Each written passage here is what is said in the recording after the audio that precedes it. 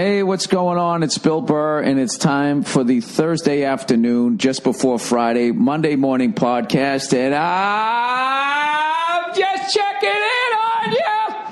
Just checking in on you. Hope this isn't too loud. Someday I'll get a fucking producer. It's the last day of the world, as we know it. It's the last day of the year, and I have a very special guest on the podcast, also the house guest, New Jersey's own, the pride of Trenton. Please welcome Mr. Paul Virzi. What is up, Bill? Nothing. We've just been enjoying the drama of the morning, waiting for Jason Lawhead to fly in the world as he knows it. And Jay doesn't feel fine. Dude, these text messages he's been sending me. Jay Lawhead got snowed in Cleveland, and he was freaking out that he was going to miss the fucking Rose Bowl. So, you know, we fucking did a little thing or whatever. He got a flight, and he's fine. He has a flight. And he just, the whole time, he's so fucking dramatic. All right, man. What do you say? Pray for me. Pray for me. This is unbelievable. They could make a movie. Is that what yeah. Dude, they could make a movie about me trying to get back to the Rose Bowl. It's like, dude, you have a ticket.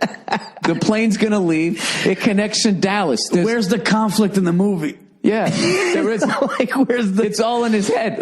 It's the funniest. We love Jay, but Jay's the best. But the sky is constantly falling.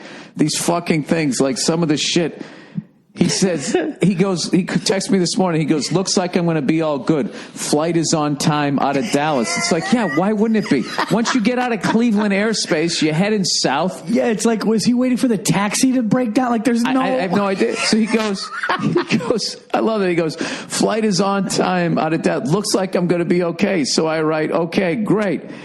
And then he goes, and then I go, all right, I got the regular charcoal and then the natural stuff for the stuff we're going to smoke. We're doing the whole Rose Bowl. Yeah. Tailgate checklist here.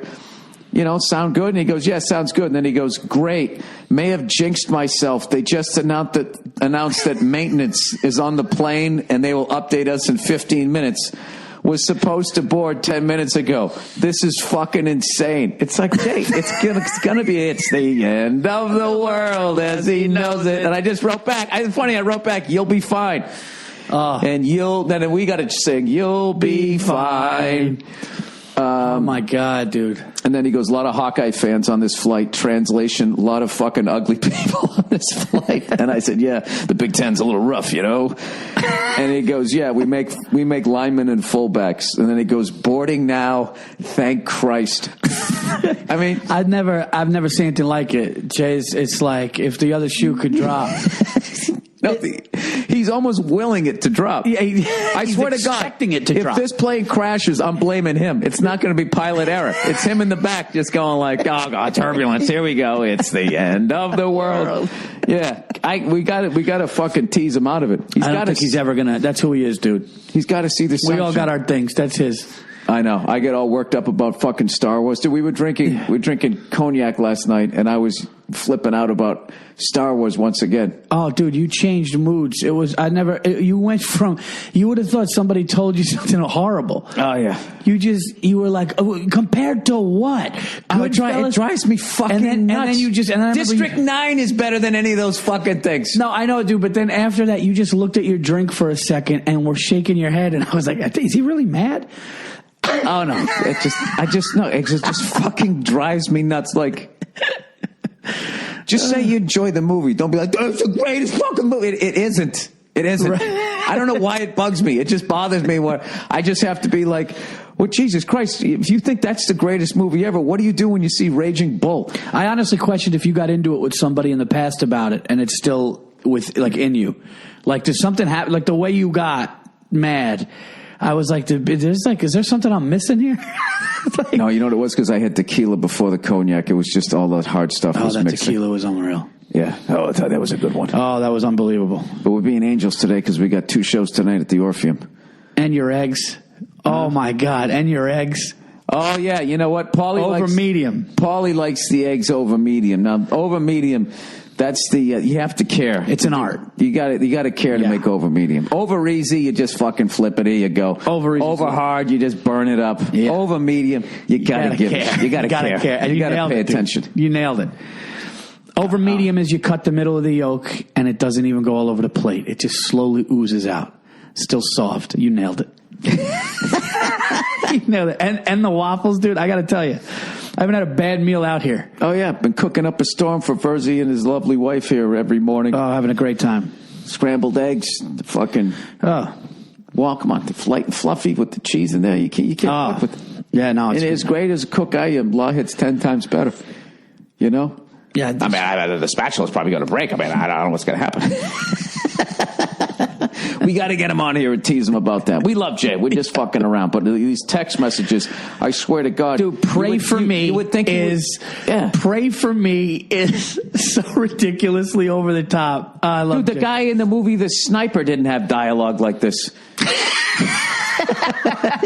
He's just trying to make a connecting flight. And you know what? I'm going to look up Dallas right now, and I'm going to see what the fucking weather. If you had to guess, what is the weather? God. Judging by those texts, you know, there had to have been like a tornado warning, right? Dude, I bet you the weather there is like 48 degrees or 55 degrees.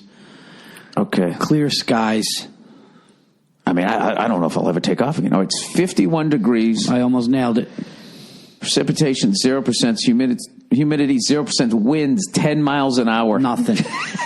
Nothing, dude. Dude, you could barely fly a kite in that fucking weather. A drone wouldn't have turbulence. Yeah.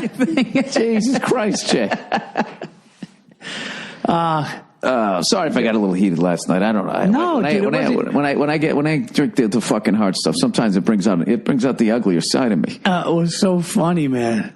Like Stacy and I were just like, did he get like? It was really funny because you went from like we were just. By the way, that cognac. Oh yeah, but Paul, you also got to know I'm a lunatic. You realize I'm a lunatic. Yeah, but no, but I don't think you're a lunatic. I just think I am. Look, at Jay flips out over fucking nothing. I flip out over Jay flips out over basically about everything. I flip out over like dumb shit. Dude, you acted like last night like your high school rival loves Star Wars. No, I lost to my high school rival. Yeah, like you and your high school rival had this thing, and he was a Star Wars guy, and you weren't, dude. That's how. I just want someone to agree with me. It's like, what am I not seeing? That reminded me of Chappelle. Please believe me. Yeah, just somebody, just be like, this is the greatest thing ever, and like. Sam Rockwell and Moon was fucking up like that movie blew my fucking mind. You know, I didn't see that. Yeah, I didn't. I want you to do that and then go watch one scene with Ewoks, and I want you to justify that fucking 50-mile line. I understand it's for kids. I get that, and if you're whatever, dude, I actually agree. What blows my mind is the adults that are still getting like. I mean, there's movies that I loved when I was a kid, and I watch them now, and I'm just like, oh Jesus, you know. Dude, I actually see what you're saying. I like Star Wars because I was a kid, and I see it's ridiculous. The big monkey Chewbacca with Tourette's just fucking, like, you know, it's ridiculous. You know, but Jabba the Hutt. But then there's a cool side to it, dude. Like evil and good and the saber. I like the lightsaber fights, dude. I just, you know, but I was a kid. That's the thing. I was a kid. Okay, you like lightsaber fight. Why don't you watch Enter the Dragon with Bruce Lee? I mean, you want to see some good fighting. But you remember we're talking two people with a flashlight. No, but remember we're talking yesterday, and they're like, "Hey, man, you going to that?" Wow. That's so fucking. No, remember we were talking about on the chair you must sit. Yeah. Tell me the fucking same voiceover guy who did Jabba the Hutt and fucking Yoda's not the same guy. Yeah, the guy with the horns. Yeah, the same guy did the Cookie Monster. Jabba, no bother. I think it's the guy from Amistad. Freedom. It's all the same thing. But here's the thing, dude. You know when you go to a sneaker store and you're like, oh my God, those Jordans bring me back? It's the same thing. And you're like, oh, J.J. Abrams, he's a good director. Let's see what he does with it. You got to check it out. Dude, it's 2 hours of your life. That's how I look at it. It's 2 hours of your life. Now, to your point, being dressed online as Chewbacca, that's crazy. You know, having gowns and like, you know, women dressed in the Princess Leia bikini with the hair done. That's a little much. I would never do that. I was just saying, man, like, give it a chance. He did a really good job. That's all. I'm not saying it's not a good movie. But I'm just saying it just blows my mind that there's not if you're gonna have a 2 mile long line for that fucking movie, how many long a mile should it be for Moon District 9? If you're just gonna talk Moonraker or just actually good science fiction. Yeah, I just think I love that, dude. I don't mind. So I come from the 80s when you're a kid. In the future, when there's no water and all that type of shit, and we fucking destroyed ourselves. I'm not into zombies. I don't like that. Prometheus was good. That was the shit. Prometheus was good. That was the shit. I love that movie. I like that movie. I almost said Riddick Bowe. Ving Rhames. Ving Rhames did. The one where the monster couldn't see me. He had to move the same way he did. Do you remember that? No. He fucking had those. He had those. Not Ving Rhames. Vin Diesel. Vin Diesel. Sorry. I didn't see Riddick. He had the Riddick. That's why I thought the actor's name was Riddick Bowe. Riddick. And then I went to Ving and Ving. Yeah, see how my brain works? Riddick Bowe. Your names. You're the worst. Paul. Dude, George Stephanopoulos. George Stephanopoulos. Dude, I looked at it was Jeff Gordon. Everyone's going, number 24. Number 24. Dude, they look alike. Dude, no, we were also two heavy vodkas in. We were hammered in the first period. Hammered. I know. It's kind of a reoccurring story of it. Speaking of which, Paul, you're saying in the beginning of 2016. Yeah. You're gonna. It's over. Yeah, my wife and I talked about it. I called you up. I said it. I'm doing it 100% starting after this trip. This is my last hurrah. I got 3 days, people, and then I'm going to go. I want to go 6 months, but I'm definitely going 90 days clean. Dry. No booze. Cutting out the carbs, going to the track, going to run, and I'm going to drop. The funny thing about me is my doctor always said, he goes, dude, you're the same weight always. He goes, you just got to lose a little bit of your stomach, and he goes, do exercise. I'm like, I've been 15 pounds overweight for fucking 10 years, and I'm getting the 15 pounds done. Done. What about sticks? Cigars? It's going to have to be it's going to have to be a serious occasion. It's going to have to be a serious occasion. Okay, it's going to have to be a holiday. I'm dropping back. I mean, maybe one a month. That's what I'm going to do. It's going to be a special occasion. All right. Well, actually, when they say when you want to really make a change, you should just try to do one thing at a time. So I think just not boozing alone, you'll probably take off half the fucking weight. Right. Not boozing alone and just not smoking a stick. Joe Zimmerman, you don't know, he's a funny comic, dude. Funny comic from, I think, the D.C. area, something really funny. And we were doing the road together. And I go, hey, Joe, did you smoke cigars? And he just looked at me and he just goes, only when I celebrate. And the way he said it, though, dude, it was just like, it made me realize, what am I doing? Oh, no, it's stupid, dude. It's ridiculous. We both have to knock it off. You're way better than me, though. Yeah, I'm kind of over them, to be honest with you. Like, I just can't do it anymore. I just can't, like... Yeah. I can't fucking just wake up with that taste in my mouth again. I can't do... Like, I got rid of my humidors and all that. I don't even have cigars in the house anymore. And it's just like, if somebody calls me up, I got a buddy of mine that, like once every 6 weeks, like, hey, man, you want to go hang? I said, all right, I'll go do that. But, like, I know you dropped off with him when you used to call me and we'd talk about certain brands and sticks, and you stopped. Like, you used to be like, oh, dude, I went to the thing. I got this, I'll send you a picture of the label. And you stopped that.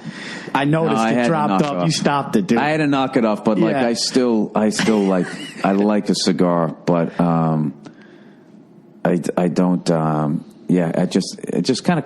had too many, and I just, somewhere on that last bus trip we did right before the New York shows, I just had it. I think when we were in that great one in Milwaukee, but we were just the doors were all closed, and there was 20 people smoking. Yeah, that was brutal. Yeah, the next day I was just like, oh my God, dude. Like, I feel like that smoke went into the marrow in my bones here. And I could tell when Steve Mazzilli was with us, he wanted to be with us and hang out, but he couldn't. When he was sitting there, I knew he was just like, it was way too much people in there smoking. Oh, yeah. And it made it brutal. There was like 10 guys, and then like 4 women showed up, and they were smoking. They were smoking. We were in one little room. It was awesome, but it was too much. Yeah. Yeah, dude, but I got to tell you, dude, California would be a problem for me because you could just go out here and just in the sunshine and just smoke a stick. I mean, every day. Yesterday, I go, I'm going to smoke half of this with a coffee. I don't need a clip at the end of it. Once I start going. But nah, dude, I'm going clean. I said to my wife too, I go, you don't think I'm going to do it? And she goes, no, I actually know you're going to this time. I'm definitely doing it. I'm definitely doing it, dude. I don't think you're going to make it. Of course you don't. No, I'm just using reverse psychology. Oh, yeah. No, I'm going to make it. Yeah. I'm going to do 90. You're one of those guys. You need to be like, dude, people said I couldn't do it. Yeah. Dude, you don't understand. When I put my mind to stuff, Dude, you're the funniest shit talker ever. I remember a time when we were on the fucking road. You know, Virzi's on the fucking elliptical, does like 40 minutes. No, I did over an hour. I crushed it, that one. The one you you're didn't talking do over an hour. Bill, I did an hour. I had a time on Now you did an hour. Now the next time I ask you, what's it going to be? I did 50 minutes. That was what you said. The sweat was on the floor. Whatever. I did an hour because I made sure I did 6. But Paul looks at me and he goes, no one goes harder than me at the gym. And I'm dying laughing like, you didn't lift one weight. You didn't do any pull-ups. You got on there like some chick who just had a baby and you're trying to lose your baby bump. You were on a fucking elliptical for an hour. I was on the elliptical for an hour. I went hard for an hour, but I did nothing else. You like no pull-ups.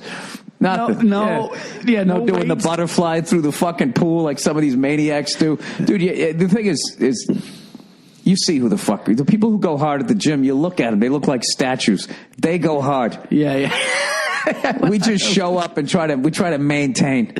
Yeah. Dude, I've been going to my gym recently. I did do an hour though. That's hilarious. Getting back to, going to the gym and stuff like this month. I want to make sure I went a lot just because I knew I was going to eat like a fucking animal. And, dude, there was like, the workout couple. Oh yeah. Yeah. So like the fucking dude is just jacked and she is she's like, she's probably lifting 60% of what the fuck he's lifting. And then she had these giant fake tits. And she had this look on her face like she didn't want to be there. She was one of the scariest people I've ever seen in my life. She had her hair all pulled back. She had like this scowl on her face. And she had like these fucking World War II like pinup girl. Like, remember those bullet tits they used to have back then because of the way they used to shape the bras? Yeah. She's walking around in a sports bra. Like, I swear to God, if this woman wanted to just pick me up and body slam me, she could.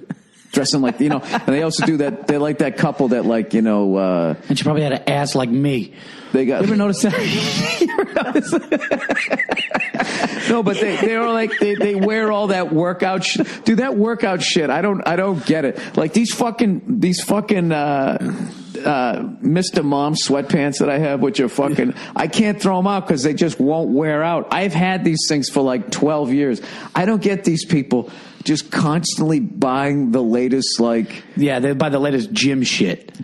Yeah. So, like, the latest gym shit now is you have the socks that look like they have the bones going up the Achilles. And then they got the... Oh, yeah. Like the vertebrae. Like, whatever the fuck that is. Yeah. And then they got the things, like, goes up the... No, that's a status. That's a gym status thing. That's like, listen, I'm a regular. And you just show up like, this is my home. You fucking dopes. I never understood having nice gym shit. It's like you're going to go there and sweat your balls off. Like I go in, I dress like a bum. Dude, they live for it, dude. I've talked to those guys. They're like, gym is part of the gym. And they go there dressed nice. Yeah, dude, it's part of... It's just... Dude, it's like the same way I show up on the golf course, right? I just come walking out there wearing either sneakers or Timberlands, whatever I have on. You actually, dude, I remember, dude, you actually, if you... I want you to give a fuck. And you never will, I could tell. But, dude... I will use a putter and a sand trap. Dude, you were hitting some good shots and I was going, oh, this guy gave a fuck. Yeah, you don't care. It's the dumbest thing. And I just don't like... Dude, fucking having to sit there and watch somebody line it up for fucking what seems like 20 minutes. It's just like, dude, you're going to slice it. And they stand up there. I wanted to do a bit about that, just imitating somebody fucking standing over the ball and doing all of that shit and doing the thing with their head and fucking relax. No, who does it? Who does the thing with their head? Lawhead does the thing with his head. My brother's got this other thing that he does. I was going to combine everybody's little tick.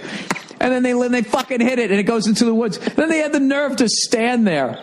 Like they don't understand what just happened. It's just like, dude, did you forget the last 12 holes? You've been doing it the whole fucking day. You don't have any money on it. Will you just go up and hit the fucking thing? There's people behind. That's another thing I can't stand about golf. The fucking stress of the people behind me. I'm just like, I'm ruining these people's day. Dude, the Lawhead.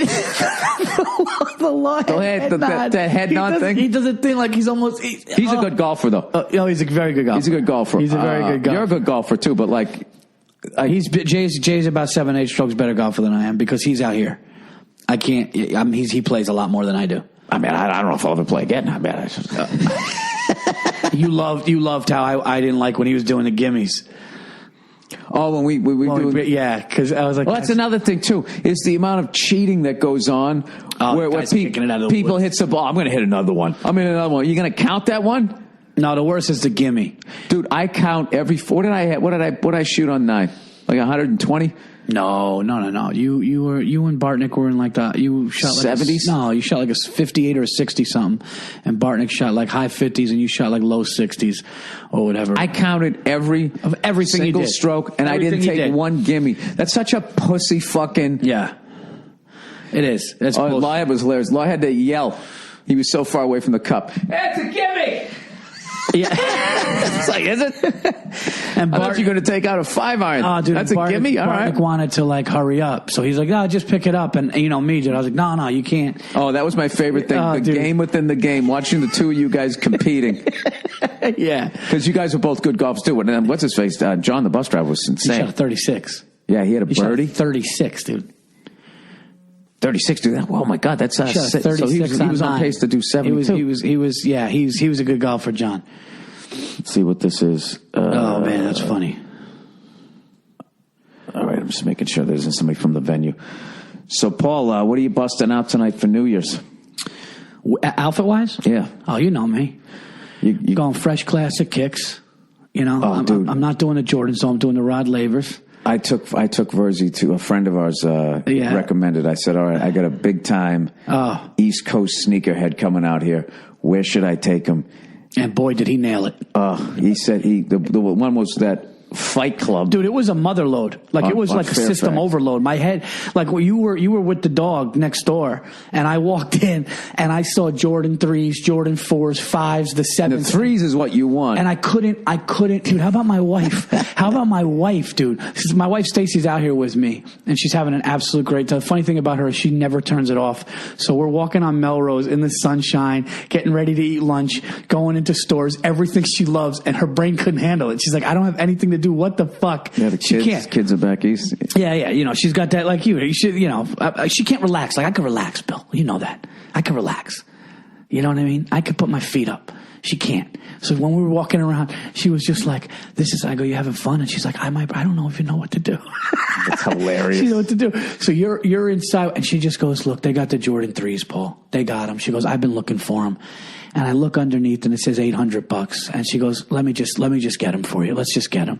And I go, I can't. First of all, I was like, it's marked up insanely. What are they usually? They're still usually you could get them 5 or 6, you know. But I was pair like, of sneakers. I was like, I can't go. I was like, I like them, but I don't like them to pay $250 extra on top of the gross price it already is.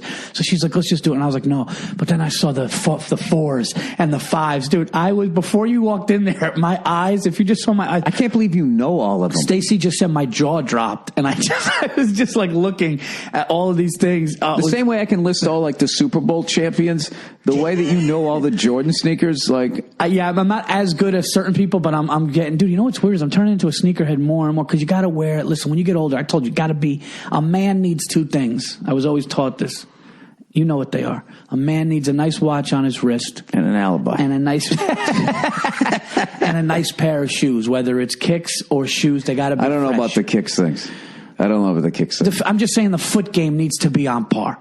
You know, that's what I'm saying. Whatever you look, when somebody looks at your feet, you gotta go, oh my God, those are crazy. Yeah, whatever sneakers you get, I either love them or I just. You either go, those are classics and I love them, or you're like, I hate them. Yeah, because there's a generation gap between you and me with sneakers. Yeah. Where I came up with Starsky and Hutch, Adidas Dragons, Adidas Country, Nike Cortez, which I picked up and I loved yesterday. And I go, oh, look at these, man, with the red one, you know, the white with the red. Oh, the Forrest Gump. Yeah, that's what kills me. You go, Forrest Gump? Well, that's what he ran in. I know. I didn't know that. So he ruined those sneakers. Yeah, because he got a pair of them, and then that's when he put them on, and he just left the house and started running. And then you see them get older, but he kept those on the whole time. Oh, and he had the big beard when he ran. I love those sneakers, dude. It's just so clean. And then what happened? Somewhere around when Shaq came into the league, like the sneakers just got so bizarre. I remember one time it looked like a bullseye, and the circles just kept getting bigger and bigger and bigger. Yeah. The ones when he was in Orlando, and I was looking at those things.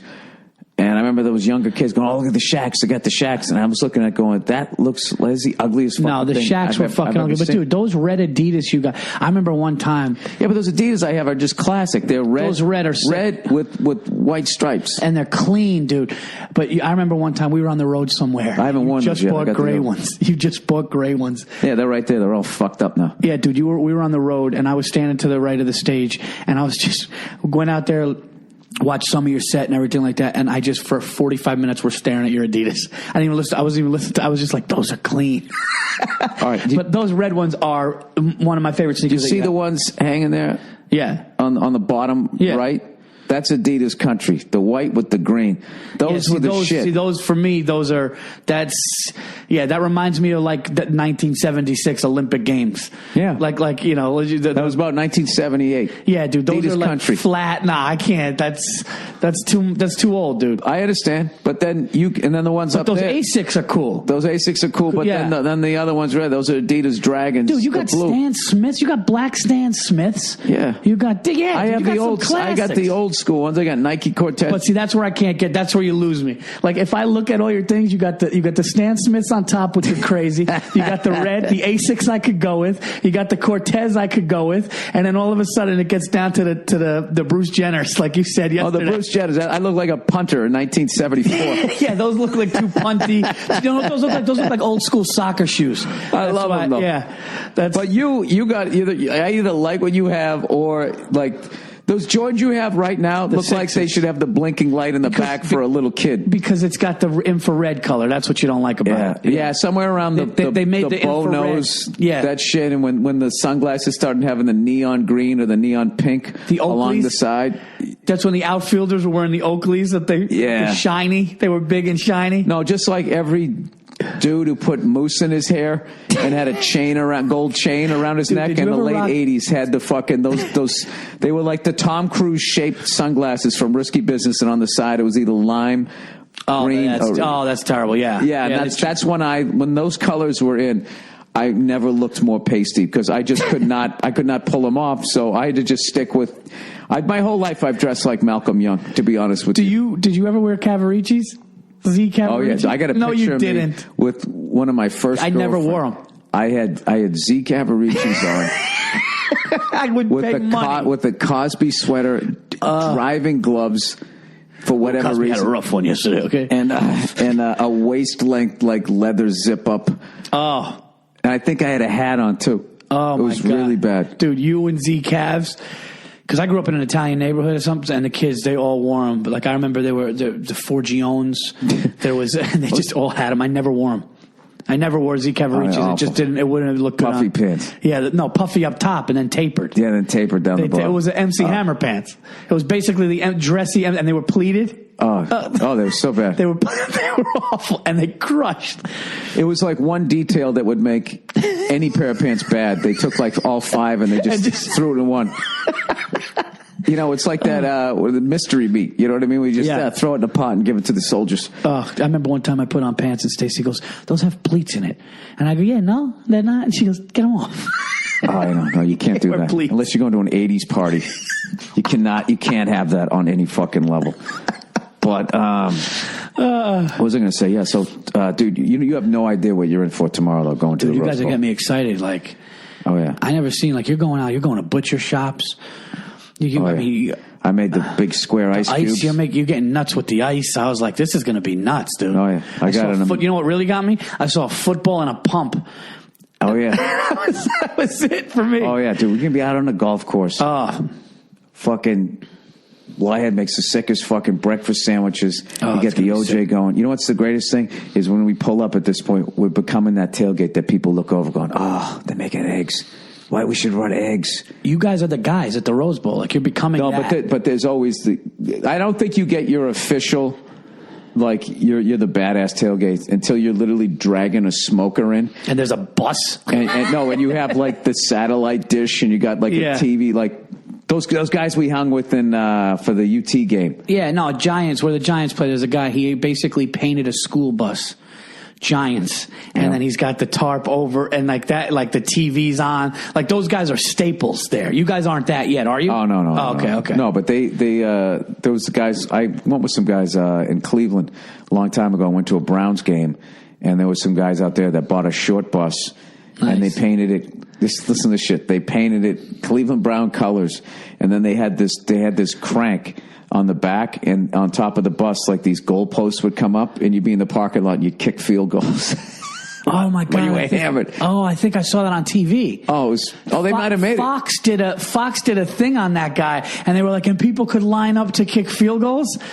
They were doing it at the Cleveland. I don't know if it's the same one because sometimes people see ideas and they take something else. Okay. But this was the Cleveland guys. That's awesome. And then they played like full contact beer pong. They were nuts. And I remember I tackled the guy from John Lawrence from Hilarities. I tackled him, and somebody had just dumped their hot coals on the snow, and his knee went right down on it. Oh. And he got like almost borderline second-degree burn on right under his kneecap, and he was putting snow on it. I felt horrible, and he was laughing. He didn't care. Mania. Oh, dude, that was one of the sickest games ever. As far as like the weather, we showed up, and it was just that fucking Lake Erie snow, but it was just fucking cold enough for it to be snow, so it was that wet snow, and there was some guy standing there, this fucking guy. He had like a high school Letterman jacket on. He was this skinny, dirtbag looking fucking, the Dale Earnhardt mustache, wiry guy, no hat. And he had like that fucking straw hair, full head of hair, but straw hair. Dude, and it was just, he had like an inch of snow on his fucking head. And somebody finally just pulled out an awful old Cleveland hat and put it on his head, and he just goes, yeah, thanks. And he just sort of shook his head, dude. And I swear to God, it was like the amount of snow that came off of his fucking head. Like if that guy didn't give him that hat, I was looking at the guy going, that guy, if this guy stays out in the elements for an entire football game, where he's at now, this guy's going to die.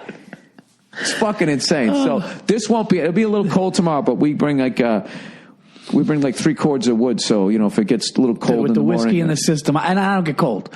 I'm a guy that doesn't get cold. And with the whiskey I'm going to be drinking, dude, there's California. How cold is it going to be tomorrow? 40s, 50s? It's going to be like 39 degrees, 40 degrees. If it stays not in the 20s. 39, 40, dude, that's like 40's chilly, yeah. Yeah. You're going to be getting up, and the first thing you're going to get is an ice cold beer, which is not what you need to warm up. I'm telling you, man. And then Bartnick, but as soon as I'm going to be warm, as soon as Bartnick goes, Virzi, heater?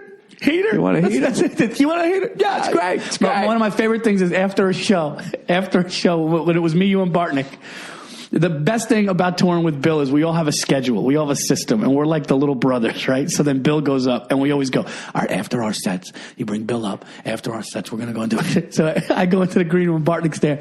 He goes like, he makes this thing with his face where he gets real happy, and he clenches his teeth, and he makes a fist. Yeah. And he smiles with his teeth clenched, and the fist shakes. And he goes, yeah.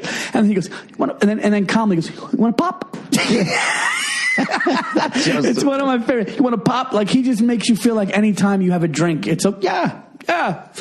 Like, he's unbelievable. Like, he could make like doing blow feel okay. He's like, yeah, bump, yeah. Man, bump never hurt him, but you want a bump? And you're like, heroin is great. You're like, I'll take a bump. The way you presented it, I'll take a bump. But no, dude, you know what made me laugh? And I thought about this, and I hope you remember this because you made me think about it. Because I'd be talking shit right at a game with you, going, dude, if they got that field goal thing back at the truck, I'm going to kick. I guarantee you I kick 2 in a row. Like, I would be talking shit. Oh, you'd go beyond that. Do you remember the time? I could hit. I could hit a 48-yarder. You'd be like, as you're doing it, you're just making up shit as you're going. No, the funny thing is this. Me and you were at Monday Night Football in New Orleans. Remember?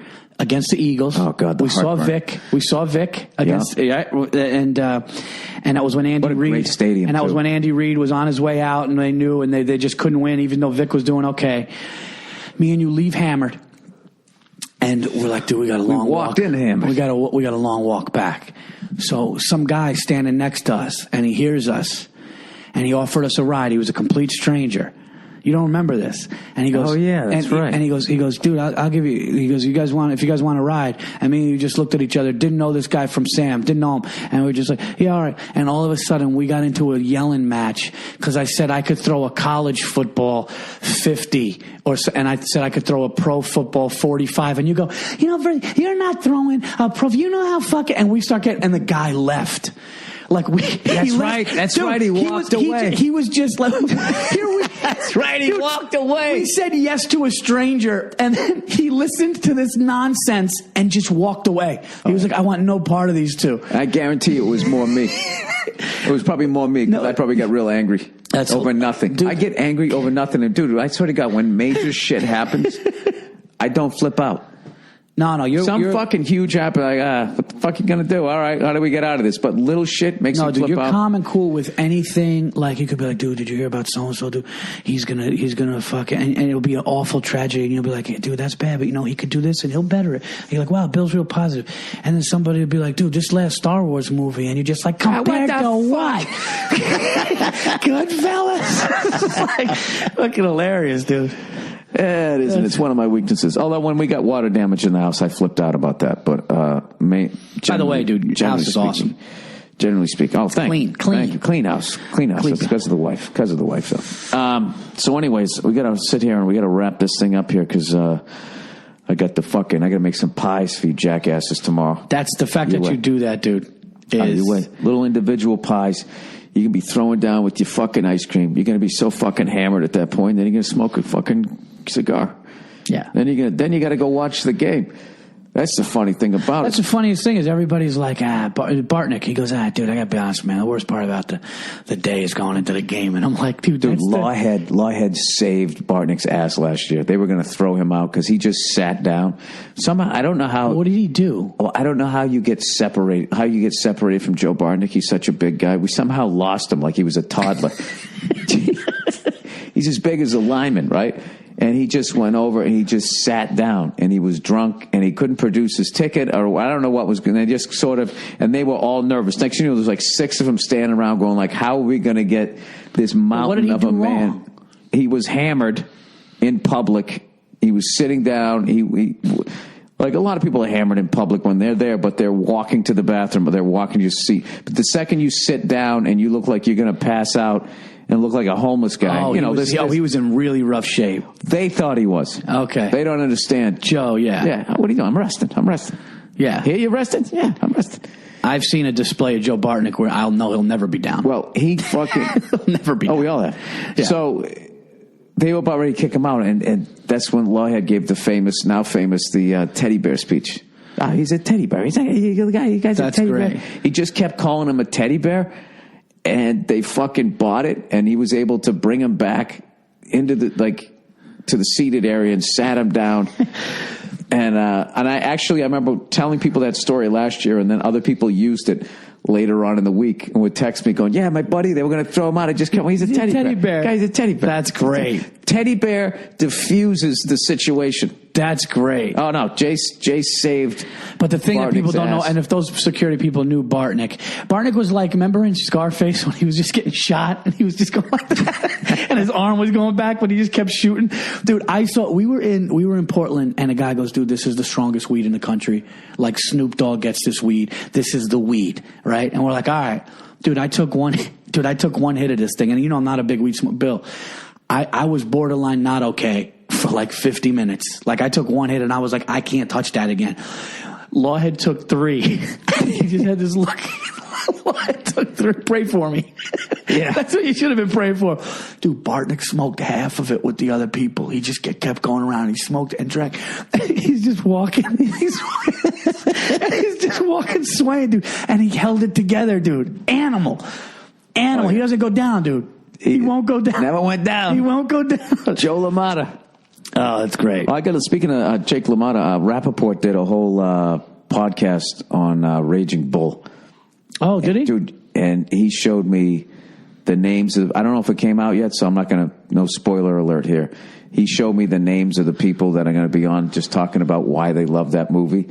If it's not out yet, look for it. If it is out, listen to it. It's what I'm going to do. Dude, you know what I listened to? I was driving out to go visit some family out here. And Nia put on this podcast of they interviewed that guy that just walked off the base there, or the little area in Afghanistan, the American troop that just walked off and then got captured by the Taliban and was there for 5 years. They interviewed the guy, dude.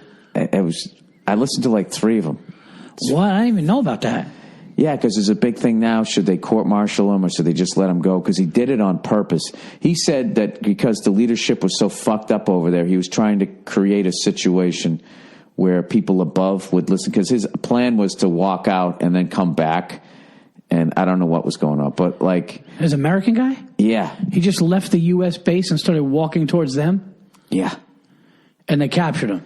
yeah. Well, he didn't think he was going to get caught. I'm such an idiot. I'm already forgetting so much of it, but all I just remember was at the end of it, like, this guy had like some sort of fucking, he didn't like where he was in life, and he had like a hero complex. Okay. And he was trying to have like a Hollywood movie moment. And he got his dumb ass caught. And then all these troops had to fucking go look for him and put themselves into risk. danger as they were trying to get the American guy to Pakistan. Because if they get him into Pakistan, because we're not at war with them, we can't just roam all over the place and look for him. And these fucking guys for like 3 weeks straight were just like, dude, could not rest. They had to dope. Exactly. And their fucking clothes were almost falling off just from marching, just trying to find this guy. So some of them were saying like, dude, I swear to God, if I found the guy, I would have shot him. And then the NPR lady's like, well, I don't understand that. It's like, how do you not understand that? Oh, fuck that guy. I wouldn't even left the base. I'd been like, fuck you. I would have been screaming at him while he left. Yeah. I'm not coming. Yeah. Fuck you. Yeah, you better find him before I do. Yeah, dude, fuck that guy. Because he doesn't like where he is in life, he puts the fucking risk of everybody One of the else. guys said when they finally made the trade-off, because we had to trade like guys from Guantanamo Bay to get the fucking guy back, and they were saying when the Apaches landed, this one guy was saying he wanted to be on the helicopter. And they were like, why? He goes, because they were going to beat his ass.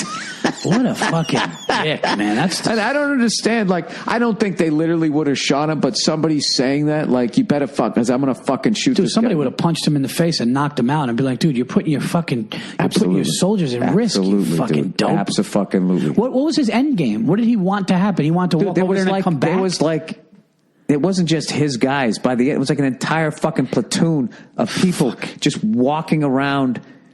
That's ridiculous. In fucking Afghanistan for a month trying to find this fucking guy. And they're all sitting there going like one of the guys was saying, he's trying to keep the morale up, making jokes and shit. And he goes, in the end, he goes in the back of your head, you know, it's all bullshit. And the NPR lady is like, why? Why is it all bullshit? I always make fun of the NPR people, even though I love the station. That's ridiculous. He goes, because I knew it, you know, after a certain amount of days, the guy's in Pakistan. We got to at least look for we have to do this level of force. Did the Taliban fuck him up? Well, because, you know, what's funny was because of the amount of people that were looking for him, they thought he was a really important guy. So I think that they went more towards trading the guy. I mean, I only listened to like 2.5 of them, but it's real. I couldn't listen to the whole fucking thing because once I found out the reason why he did it, I was just like, dude, you're off. You're just fucking off. Up, yeah, and he's trying to come off like he's this guy who was really trying to do something noble. It's like, no, dude, you have like some sort of hero fantasy. That's a selfish move, dude. Yeah, and you were going to get in front of like the brigadier fucking general or whatever, and they were going to listen to you and be like, wow, this guy's making sense. You know, we're going to change all of this. Yeah, I don't like. I was listening to it, and I just, like, the sickest thing was when he was talking about, like, he gets like 20 minutes away from the base and realizes he makes this huge fucking mistake. Yeah. And he wants to fucking go back, but he got lost. And then, because he's so fucking terrified, his fucking ego kicks in again, and he decides to go even further into the shit. Oh, man. And do something. Like, I was just sitting there going, like, yeah, dude, like, literally, like, your palms are sweating, sort of. But you know he's getting caught, and you know that he made it, so that took a little of the edge off. But it's just like, dude, like, they literally skin people alive out there. The fuck are you doing? Dude, they're cutting fucking heads off, dude. Well, that's what they would when they would. Dude, what's funny is the Afghani people are on the podcast talking to some of the guys that found him.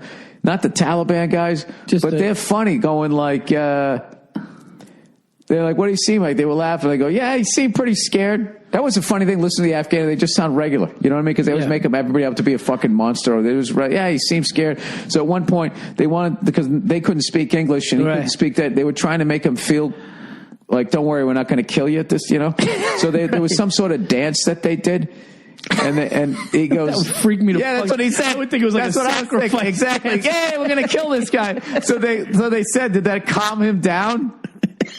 And the Afghani guy laughed. He goes, nah, man, it made him more nervous. Oh, good, dude. I would have thought that's like some sacrificial, Like, that's like, they're ready to kill you. No, it was fucking funny. But the thing about it is, though, what I liked, the thing that I enjoyed most about the podcast was listening to somebody on the other, or just a townsperson over there, just sounding regular and cool, because the way they make it seem, the stories you hear over there. When I picture Afghanistan, I just picture a barren wasteland. Yeah. And if you walk anywhere there, somebody is going to jump out from behind a rock and saw your head off as you're alive. Yeah, I think of it while lighting the other party turban, on barefoot turban, going, we will get, like that's what you think. Yeah, and then you listen to this guy going, yeah, we did it, calm him down. He's like, nah, made him more nervous.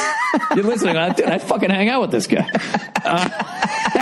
So anyways, all right, that's the Thursday afternoon podcast. Dude, I'm psyched you're out here. Another great year, bunch of great shows. So we're going to do 2 tonight, downtown LA. Fucking Rogan's at the Wiltern. Yeah. A lot of comedy here tonight. I can't believe enough people showed up for ours to make it good shows here. With Rogan. Rogan's a fucking monster. You ever seen him live? Long time ago. Oh, unbelievable. So huge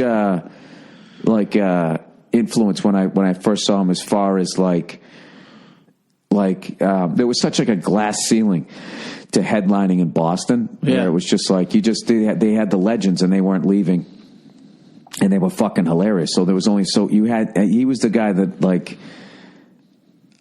I learned, you got to leave to come back and headline, because if you stay here, it's literally, you got to wait for people to die. It's like getting fucking season tickets to the Packers. It's like, it's not happening, man. I got to go move to where Jacksonville. I'll get 50-yard line seats. That's kind of actually cool that Boston doesn't let those guys die out. A lot of places let those guys die out and they turn into dinosaurs, and it's almost like a sad thing.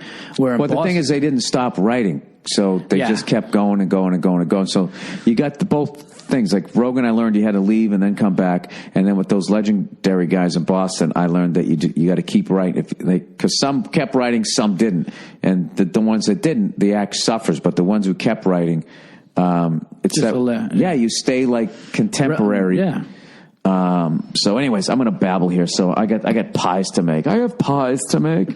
All right. Happy New Year to everybody. Thank you to everybody. Thanks for having me, man. Happy New Year. Absolutely. Thanks for coming out on the road with me again this year. And thank you to everybody listening. Everybody who came out to the shows. Everybody's been watching F is for Family and telling people about it. It's doing great. Great show. It's doing Congratulations on that, by the way. It's fucking awesome. Oh, thank you. So, please, keep telling people about the show, and I will talk to you guys on Monday. Happy New Year. Go fuck your shows. Virzi's got me addicted to Florentine's podcast, and now Virzi does a pretty good Florentine. Dude, Florentine is the funniest motherfucker ever. Listening to Florentine complain about anything. Oh my god! That robot. That robot. Right? You fucking kidding me? Fucking it's garbage. Fucking joke. Fucking Fox News robot. Fucking. You got that right, robot? The way he goes up, or he drags the word out. It's fucking halftime. It's fucking. That's really good, man. He's fucking funny, man. Listening to that guy complain. Really? Like we've never seen a beautiful woman before? Fucking guy, Bud Light commercial. It's fucking ridiculous. All right. What do we got here? This is, sunglasses. There's some really, some weird ones this week. People this guy says, hey, Bill, I need, my listeners send in questions and shit, and I read it just to let you know. Billiam, I need to ask you a very important question. My wife makes fun of my choice of sunglasses. She thinks they're not hip enough. I told her I was wearing brown tinted sunburst aviators since college before the whole aviator hype. Is there aviator hype? I don't remember. Top Gun came out. Yeah, I was going to say, back then, those people who... in 1980s. Yeah, who wanted to be like Tom Cruise. You know, my neighbor, when I was growing up, any movie that Tom Cruise was in, he got into that, whatever it was. Top Gun, he joined, the fucking...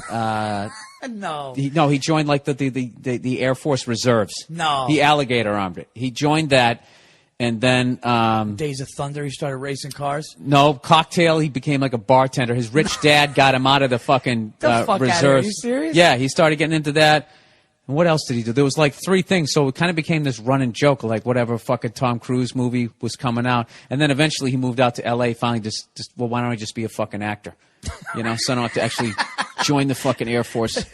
Don't know whatever happened to him. So anyway, aviator glasses, which were, the Tom Cruise fan / date rapist Remember that fucking kid I was talking about him? Do you remember that kid who he had the rough sex with the girl in Central Park and she died? No. You're too young for that. Yeah, this guy. What? This fucking psycho. No, he killed her. He tried to say that she wanted rough sex. It was consensual, and I don't know what he accidentally killed her or whatever. That puts a whole other meaning to the word killing it. Yeah. Oh, Jesus Christ, Paul. How you doing with the ladies? Jesus, I'm killing it. Crushed it. Fucking crushed it. So, anyways, dude, that's fucking brutal. So anyway, but this guy, you know what? It actually made me mad when he got out of prison. Not only that he got out of, on two levels it made me mad. First of all, the guy got out of prison, but the idiots on the news going off on the guy were saying, because when he got out, he wasn't on parole because he did all his time. Because he didn't get time off for good behavior. Because they were just like, he had fights in prison. He was selling drugs and blah, blah, blah. It's like, yeah. All that says in there is he didn't get raped. He did what he had to do in there to survive. So on some level, you have to respect that. Because that's the big fear as a guy. Wait, did he rape the girl? Or it was just rough sex? I don't know what he did. I don't know what happened. That's such a big difference, though. Well, I don't know if he went like Ron Artest, like it was going good and he was excited and then he fucking elbowed her. Why are we joking about he just this? dunked and then fucking started pounding his chest. Yeah, and then they didn't show the replay because it was a home game. No, he fucking, I don't know. So how long did he do? They let him out of jail? Yeah, he did like all 15 or 16 years because they couldn't get him on murder because he said it was like, I know, like on rape trials, like what they always do, like the hardest thing to get him on is when they say it was consensual. So then all DNA is out the fucking window. Then you have to like, it's the worst fucking thing. If somebody does that to a woman, they should be, honestly, they should have like a flamethrower. And they should just have it pointed at the defendant. And, Jerry, would you like to read the verdict? On the count of rape, we find him guilty in the first degree. And just light him on fire right in front of the family. Yeah. Right in front of the family. That's how I would run it. The same thing with... Child molesters. Oh, that's the worst. Child molesters, that's it. Child molested, I would actually have them get chased by rabid dogs first. And then... Dude, this Sandusky guy this Sandusky guy should get fucking drawn and quartered in the courtroom. Just put his fucking body parts in a bag. He should be underneath an oil tanker, and then they should drive it to fucking. Is that how you drive a boat? Drive it to like fucking. Man, that's walking this earth. That's what I would do with that guy. What I would do with that guy, well, I would go into shark-infested waters, and I would give him a bunch of paper cuts, and I'd tie him to the front of a boat. Oh my God. I never heard of like that. That's a good one, man. Well, Paul, you got to understand when you do something like that to somebody, you didn't just you ended that kid's life, and then you affected generations of people because who they're going to marry, how they're going to treat the person they marry, how they're going to treat their kids, and then the treatment of the kids, how they're going to act in society. It creates. It's like that little Confucius thing when you drop the pebble in the still pond and the ripples just go like that. See, you got a little poetic on you. It's like that. No, see, that's what I say. Tie him to the front of a boat, paper cuts, shark-infested waters. And that's it. And you know what's funny? And this is the thing about it. That's funny. That'd be awesome. And it still won't stop him. It still won't stop it from happening. But you should start weeding them out. That's a sickness, man, from young. That's fucking crazy, man. Yeah. That's just and it ruins the lives of everybody. But the kid forever. Yeah, it's over. Why are you saying what I just said, Paul?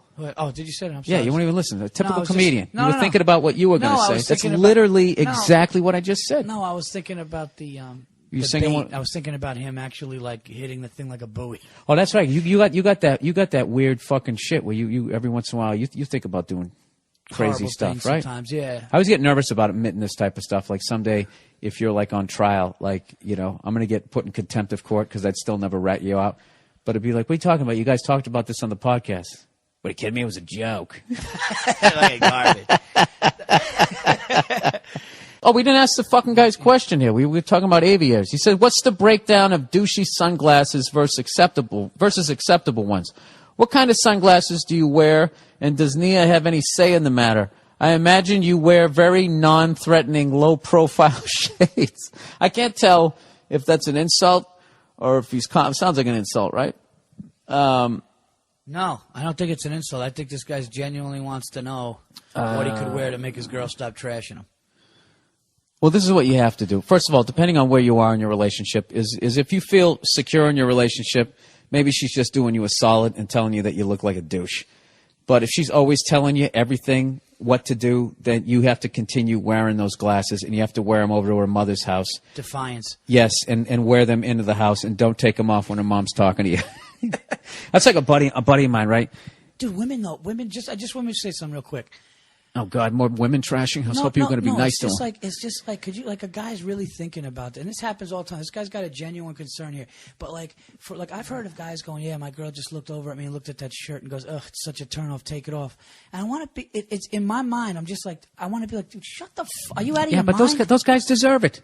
They fucking deserve it, Paul. If you let the woman in your life talk to you like that, well, that's what I'm saying. They fucking deserve it. The same way a woman deserves it. No, if their guy is a fucking asshole, minus them beating the shit out of you. But minus them beating the shit out of you. But like, if they beat you up, then that's just complete bullshit. No, of course. But if they're walking around being a fucking asshole, disrespecting you, that's on you. Okay? Break up with them. But what if the guy says to her, shut up. You know, I'm wearing the shirt. Shut up. Yeah. Is he a dick? No. Right. But then it's like, oh my God, don't That's a total turn up that disgusts me. Take that off. Just flip it around. What if you ever said that to your girl? Yeah, exactly. That's disgusting. It makes you look fat. Come on. You'd never do that. No. Even if you said that disgusts me, that would be it. Listen, here's my answer. They would pout through the fucking dessert that night at the meal. Well, here's my answer to your listener's question here. If you like him, dude, and you look in the mirror and you go, you know something, I like the glare, I like if it's orange tint or whatever, you like it, fucking wear it. Paul, you know something? That's why you and your wife are so comfortable to hang around. Because how many times you guys tell each other, go fuck yourself? You say, go fuck yourself, right? You do that, right? Like, no, we'll just be like, you know something, shut up. Not in a loving way, like a. Yeah, but you have to keep them off you. The same way she has to keep you off her, if she didn't keep you in check, you'd golf fucking 9 times a week. Right. Yeah. No, absolutely. There's a fine line in what's like, yes, exactly. Dude, I had a buddy of mine, right? We went fishing, right? We were done fishing. We drank a bunch of booze or whatever. We were smoking cigars, and his wife pulls up, and they told their kid about the dangers of smoking, right? So the kid starts fucking crying and blah. And there's all this big fucking thing, and the guy was literally in the doghouse. And I guess maybe because the kid was crying, I kind of saw her point. But he's one of those fucking guys. I wanted to say to him, like, dude, you know what would really help your relationship? Next time you drop your kid off in the car, take out a big fat fucking Cuban and just light it up. Yeah. And I go, what are you doing? I'm smoking a cigar because I enjoy it. When I come home, I'm going to watch a game. And I'm smoking this fucking cigar. And when she says why, you say, because you can go fuck yourself. And I'm telling you, it's a little blunt. You can round off the edges. You might not want to say you could go fuck yourself. But I'm just saying, that would help your relationship. Happy. It's like that movie. Remember the movie there with Kevin Spacey? When she comes home, what is that in the driveway? He's like, that is a 1969 Firebird. And I went out and bought it because I wanted it. Go fuck yourself. And you saw the look on her face. There was a shift for the better in that relationship. But doesn't he die in the end? Doesn't he get killed? Oh, I don't know. Was that? That was a weird one. He wanted to fuck that 12-year-old. Oh, yeah, Fuck that movie. Sitting there with rose petals falling all over him. So we're saying, you know what? You wear the goddamn sunglasses you want to, sir. That's right.